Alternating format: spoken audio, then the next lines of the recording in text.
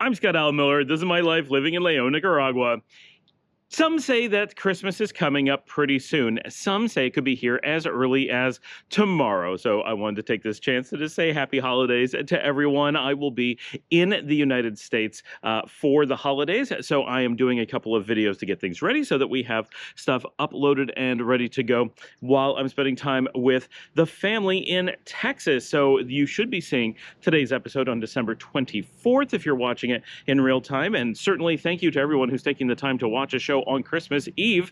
You don't need to be watching Nicaragua content on Christmas Eve, but we wanted to get something out for everyone. So today we're going to be talking about comparing a pound of feathers to a pound of lead, except in the currency equation, because I think this is going to help explain. I don't know why I never thought of using this example before, but I think we have a good one that's going to explain a lot about currencies, because I get so many recurring comments from people who seem to believe that somehow by paying in US dollars that people become rich. And they think it's the physical paper that says dollar on it that creates wealth and not the value of that dollar. So I want to explain a little bit because we talk about this a lot and the confusion continues. And so I wanted to do a quick and easy one for the 24th because I know a lot of people are going to be skipping it today. Anyway, we're going to get to that right after the bump.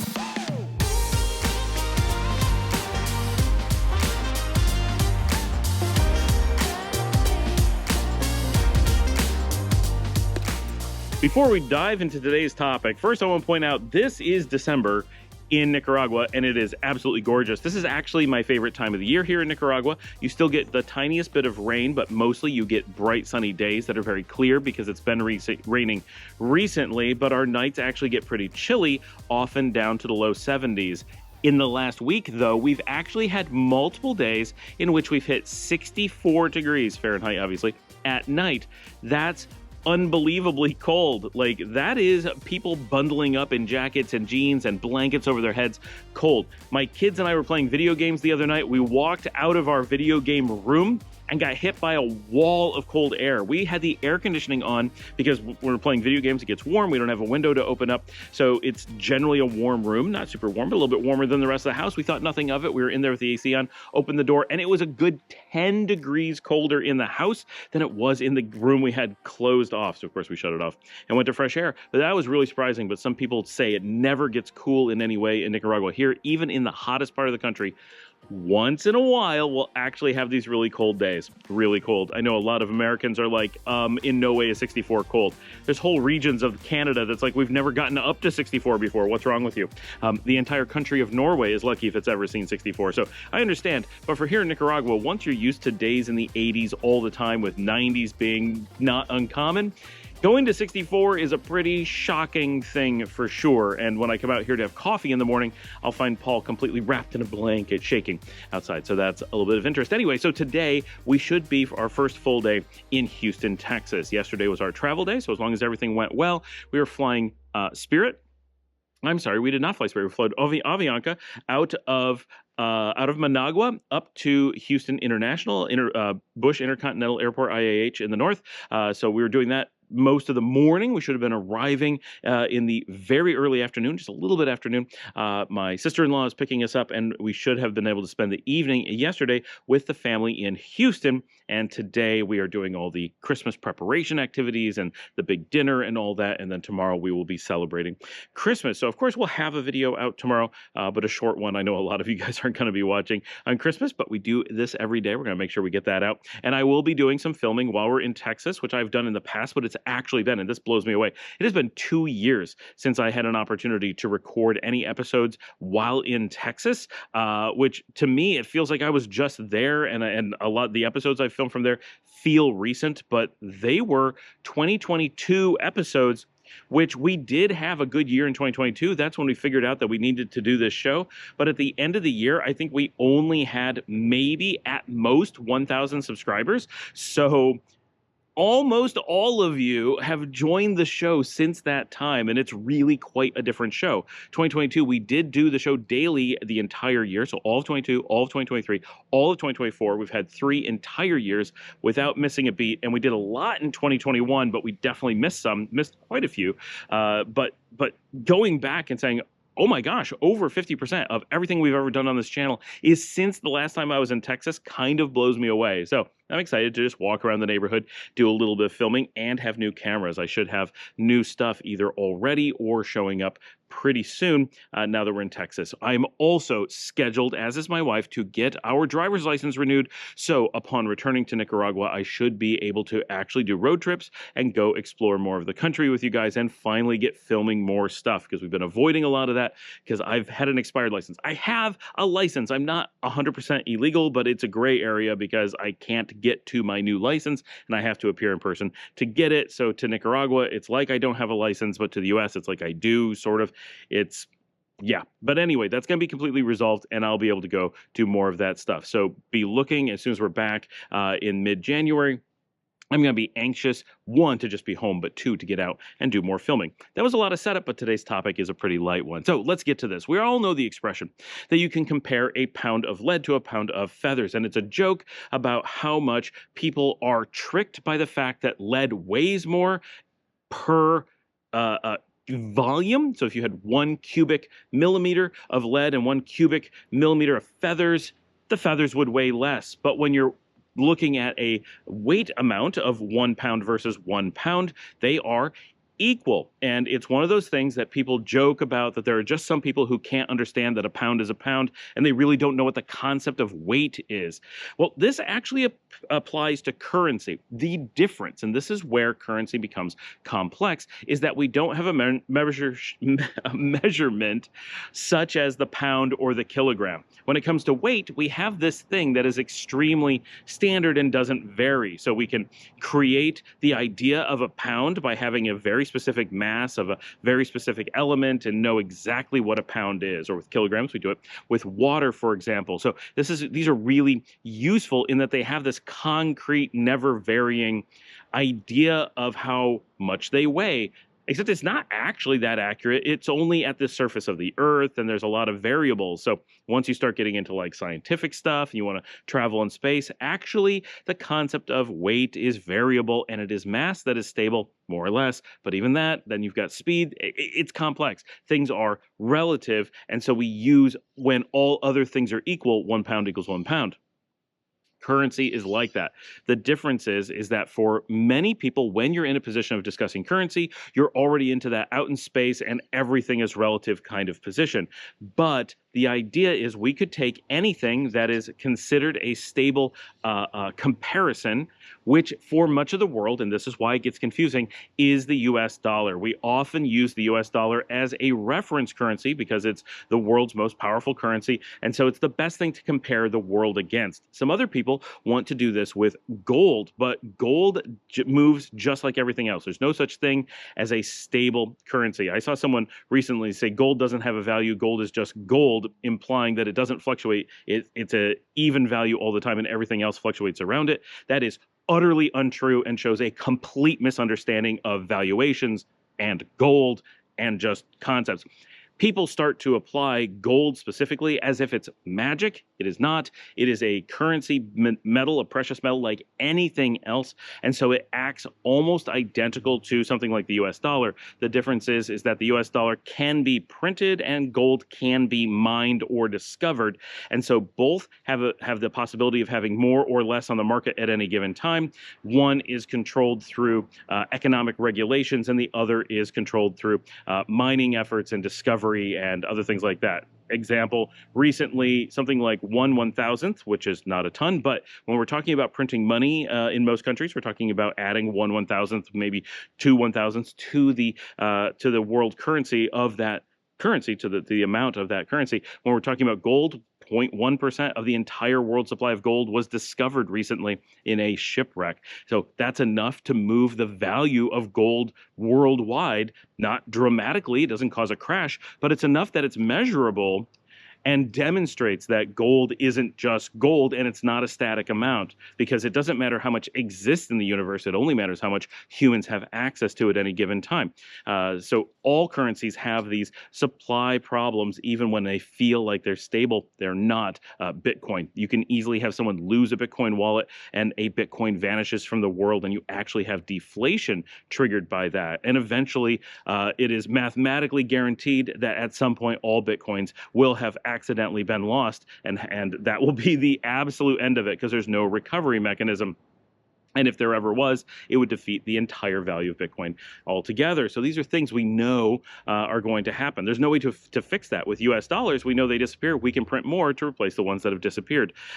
Gold, unless we're firing it off planet, is somewhere on planet, and in theory, it can be recovered. Bitcoins cannot. But like Bitcoins, gold will be kind of lost to being essentially unavailable. And can decrease over time, but we also find more. So it's just complex. Everything floats.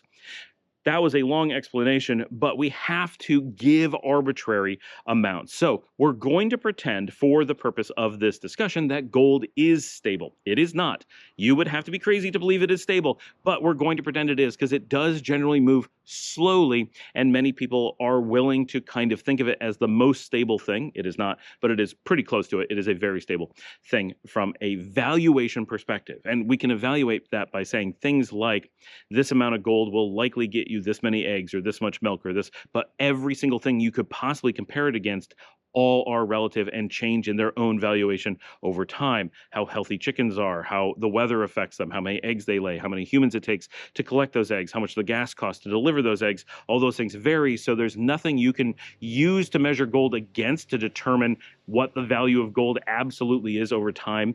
All you can do is have this complex world of everything that kind of is relative to each other. And that works because all we care about is getting to those final products. We don't care about an absolute valuation somewhere under the hood, except for in discussions like these. Wow, that's complex, and it shouldn't be. We're trying to do something very simple. So we're going to say, and we're going to make up an amount. We're going to say 1 cubic millimeter of gold is worth $1 US. Okay? That is probably not even close to being true, but we're going to imagine that that is the current valuation. Okay, so that is what $1 represents. Now, normally when we talk about other currencies, people will say, well, yes, we understand that there's an exchange rate, but the dollar is worth more. So some other currency, we're going to use the Nicaraguan Cordoba. 1 Cordoba does not even begin to buy that much gold. It buys 1/37th, roughly, that amount of gold. You'd have to have 37 Nicaraguan Cordoba to buy that same amount of gold that $1 US would buy. Because of this, people think that the Cordoba is weak and the dollar is strong. That the dollar, if you were paid in dollars, let's say you earned $1,000 this month, that you would have more power, you'd be richer than someone who's paid the equivalent in Cordobas, 37,000 Cordoba. That, of course, shouldn't make any sense. You should say, wait, those both things, 1,000 US dollars or 37,000 Cordoba, are the same amount. We just determined that that's the same amount of gold at the end of the day. So if we're using gold as a way to measure how much wealth you were just paid, the two people are paid the same, and what currency they were paid in was absolutely irrelevant. But no matter how much you demonstrate this, a huge percentage of the population remains completely confused. So here's what I want to try instead. Instead of saying you were paid $1 to get that amount of gold, so we're going to go back to just $1. $1 or 37 Cordoba, but let's ignore Cordoba. Let's take something that's a little bit more concrete. We're going to pay you in 100 cents. 100 pennies are going to be paid to you. Now, a penny is worth 1/100th of a US dollar. So just like any other currency, right? Now, it's a locked currency, but the Nicaraguan Cordoba is a pegged currency. So it's very, very, very similar. Roughly, we're going to round here, right? A single Cordoba is worth roughly 1/33rd of a dollar. It's actually 1/37th, but we're going to say 1/33rd, which means it is worth 3 cents. Right? It's worth just more than 3 cents in reality. 3 cents. So a Cordoba has 3 times the buying power of a penny. Now, someone's going to say, but a penny isn't the currency. It's 1/100th of a dollar. Well, that's both things are true. It is 1/100th of a dollar. It is also its own currency. The cent is a valid measurement of currency. These are arbitrary numbers. The idea that the dollar is a solid amount and other things are not is nonsense. The penny and the dollar are each currencies. So you could be paid $1,000 or you could be paid 100,000 pennies and it would buy the same amount of gold. They are exactly the same value. And you can go to a US bank and trade that back and forth for change or big bills all day long, no problem at all, because they are worth exactly the same thing. They're just different ways of saying the same thing. But it turns out that saying 37 Cordobas also is exactly the same. The Cordoba has simply a value against the dollar. All of them have a value against gold. and they can all be exchanged back and forth. And other than potentially paying someone for the effort of exchanging them, you could do this all day and not lose money because they have solid values against each other. And so the Cordoba is simply just a monetary unit that sits at worth more than the penny and less than the dollar. But because of exchange rates, just like we have a permanent easy exchange rate between dollars and cents at 100 to 1 or 1 to 100, we have an exchange rate with Cordoba. And this is true with every currency in the world. Some currencies change day to day, some do not. Some are huge numbers different, some are very close. Things like the British pound, the Canadian dollar, or the euro are all very similar to the US dollar in value, and that similarity sometimes causes confusion. And many of the world's rich countries opt for currencies that are very close to each other. One of the reasons that they do this is that they tend to have very tight control over their economies, and they're able to maintain really handy to use dollar amounts. Meaning, if you're going to buy a cup of coffee, most people would agree that you want it to be somewhere in the 1 to 3 units of payment range. Doesn't matter how much they're worth, it's just that that's a handy number to use in your brain. And coffee and eggs and milk, this is the price range of things that we all kind of feel should be worth somewhere in that 1 to 3 units range. So you want your economy to kind of do that. If you end up like Argentina and you want to buy those things and they end up in the 10,000 range, even though it's the same value, it's buying the same amount of eggs, buying the same amount of milk, buying the same, it's really difficult to work with those numbers. It's hard for people to convey those numbers from one person to another, to make change, to do the math in their heads, and so forth. It's confusing at a human level just because there's a lot of zeros to manipulate. And when you're writing those things down and you really want to get confusing and start looking at Colombian pesos, where you have massive, massive numbers paying rent for the month, could be in the millions, and people start having real problems reading that many numbers quickly and accurately. So you don't want to have that many zeros going on. You want much smaller numbers. So big, powerful economies that have really tight control of their currencies have a tendency to keep them in a very handy mathematical range, and they tend to offer a division, often by 100, of a secondary currency, like the US has with cents, which many of the pesos have with centavos and so forth. The Nicaraguan Cordoba has with centavos, that you can use the sub-currency, secondary currency, in a relatively predictable way that allows you to buy really small items using similarly handy numbers. And so we have this kind of just mechanism that makes sense. But if you have someplace like Argentina or Colombia that have experienced really high currency volatility, they've had lots of inflation, they've ended up with really big numbers, and their central banks lack the financial power and the resources to go out and adjust the currency to fix that, to make them more handy, you sometimes end up with really big numbers. And sometimes it becomes a tourist draw and it's just funny and people decide to stick with it. They don't think it's a big deal because it's just how many zeros you have to write. It doesn't actually affect anything. But a lot of the rich countries have the power to keep their money really handy in the units that they use, and so they do. So that's one of the reasons that we associate that. But no matter what your country's value of currency is, it doesn't make any difference. But everyone is obsessed that it does because it feels like a handy thing. But it's the same as the pound of feathers, pound of lead, or 32 degrees Fahrenheit or 0 degrees Celsius. 0 certainly sounds colder than 32, but they're exactly the same temperature. In both cases, water is going to freeze at that temperature. If you go outside and look at a thermometer, it's the same measurement. The lines are at the same thing, just different sides of the thermometer. It feels like 0 must be colder. Actually, in my mind, 32 Fahrenheit, growing up in the US, 32 Fahrenheit feels like it would be colder, but it's not. It's the same as 0 Celsius. And 100 degrees Celsius is exactly the same as 212 degrees Fahrenheit. Again, one sounds hotter, but it's not. They're the same. That's what's going on with currencies. But so many people are confused about currencies that you don't see people posting that, well, yeah, sure, it's 32 Fahrenheit where you are, but it's 0 Celsius where we are. They would sound like crazy people. And you don't hear people saying, well, yeah, you've got a pound of pillows, but I've got a pound of steel. Imagine how heavy that is to lift. They'd be like, it's exactly the same. It's a pound, dude. Like, that's why we have these measurements. You'd sound crazy. But people do the exact same thing with currency every single day. And they do sound crazy to people who understand currency, but there's so many people that don't, that they actually get this whole community of discussions that go on with people going, yeah, it's true. Getting paid 37,000 Cordoba is worthless. If you were paid the same thing in dollars, $1,000, then you'd have buying power. And we see this constantly. Well, that's why people want to go work in the US or work in El Salvador or work in Ecuador or work in Panama, because they have US dollars and they pay in US dollars. So they have so much more money, they get to convert it to Cordoba.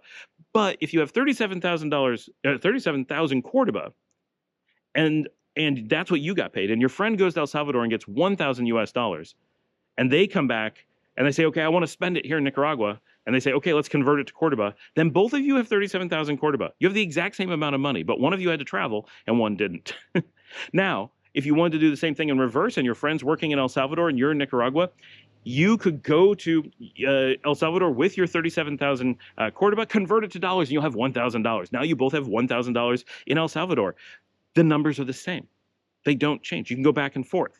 So how did getting paid in dollars help? It didn't. It should be outrageously obvious that that doesn't help. It's the value of what you're getting paid.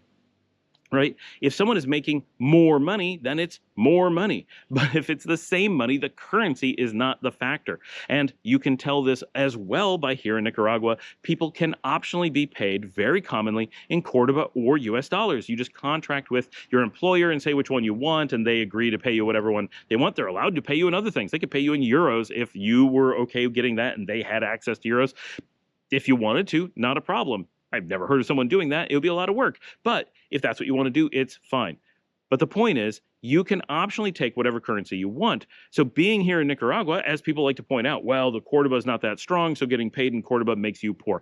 Absolutely false in every possible conceivable way, because everybody who's paid in Cordoba could ask, please pay me the equivalent in dollars, and they would get dollars at the exact same rate. No one would complain, because every business here has equal access to Cordoba and dollars, or essentially equal access. It is so, so easy because it is an official currency that we can use here.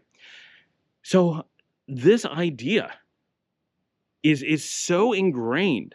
It is so, I mean, it must be at least once a week, if not more, someone posts on my on our community and says this. I want to have this link that we can send to people and say, look, it's a pound is a pound. An ounce of gold is an ounce of gold. $100 is $100. Just because you got paid in dollars instead of pennies doesn't make it, it makes it more convenient. But $100 or $1,000 or 100,000 pennies, the only difference is convenience. One you can put in your pocket, one you can't. But when you get to the bank and put it into your account, no one can tell the difference. It's literally just two different ways of writing the same thing. That is true for dollars and pennies. It is also true for dollars and Mexican pesos, or dollars and Canadian dollars, or Canadian dollars and Nicaraguan Cordoba, or Nicaraguan Cordoba and Argentinian pesos, and so on and so forth around the world.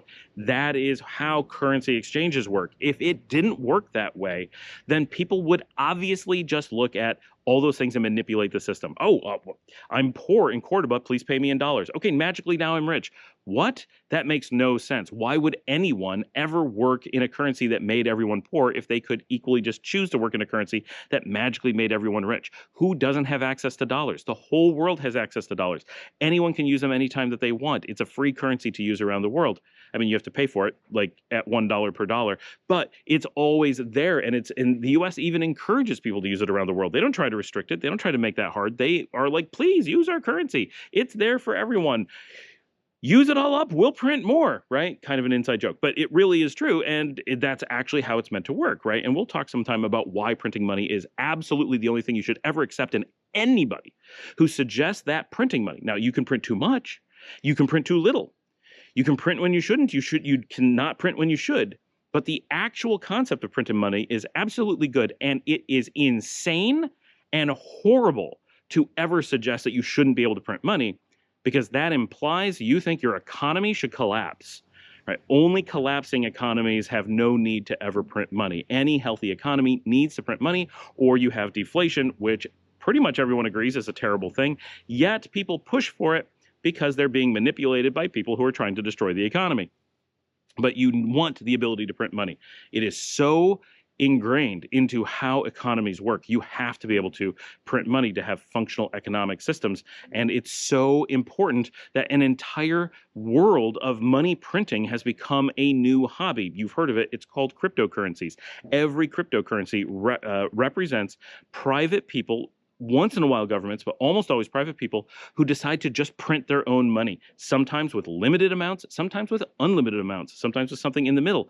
But the entire cryptocurrency world, except for things that are, backed by like USDC, which is backed by $1 for everyone, that's a little bit different. They're just making a proxy currency. But any normal currency like Bitcoin or something like that, those are 100% printed money, not kind of printed money, 100%. So you always hear the people who complain about printing money then say that the answer is to do something that's even more just printing money, right? Oh, you printed 1% of the money? Let's go print 100% of the money. Yeah, the amount that people don't understand currency but get addicted to it is huge. So watch out for that, but use these examples. Pennies to dollars explains a lot. The pound of lead and feathers, the Fahrenheit versus Celsius. People do exchanges every day. Why are currencies so confusing? I have no idea, but it falls into that currencies are just complex enough that people perceive them as magic, and you can see in their responses to them, the way that they treat them, the way that people talk about Bitcoin, none of it is logical, none of it is based on reality or observation. It's all based on this emotional, in some cases, it's just manipulation. They're trying to trick you. That's a huge thing. But in so many cases, it's just this wild misunderstanding because they truly believe they're magic. People believe the US dollar. Half the world believes the US dollar is magic. And if you get US dollars, you'll be magically rich just because that is the denomination used to represent your value. 100% not true.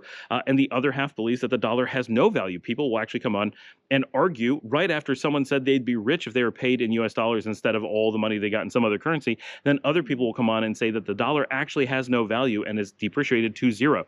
And so one group is claiming that the entire concept of currencies doesn't exist, and the other claiming that they're magic and are worth unlimited value simply because of the denomination. The disparity and craziness around currencies is so extreme.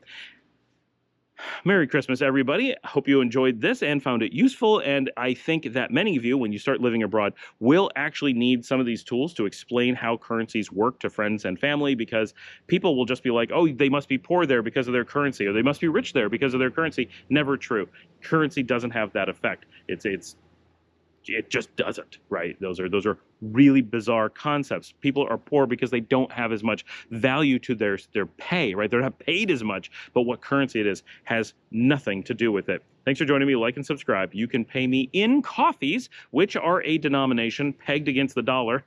That is not tongue-in-cheek. That is a real thing. You can check out the link above and explore how that works by sending me 1 or 3 or 5 coffees. That is super appreciated and would help with all of our Christmas expenses for sure. I do have several new cameras being picked up. Hopefully I have one today, but I will definitely have some next week right after I get my driver's license and hightail it up to New York, where I have multiple cameras waiting for me. Hopefully one is already in hand. Some lenses are in hand. A new microphone is in hand, but we're putting everything together. Hopefully there's going to be 3 new cameras on this trip, and we're going to be able to do new, cool, interesting filming stuff with all that. So you can help by sponsoring me with some coffees or by joining our community. We got a join link right down there. It's real easy. Hit that button and it'll walk you through everything, and you can commit to a small monthly contribution to our community. It really does take a lot of expenses to keep this running. So boy, do we appreciate everyone who helps make this possible. And of course, leave your holiday greetings down there. Say hello, send in video questions, do all those things, and I will see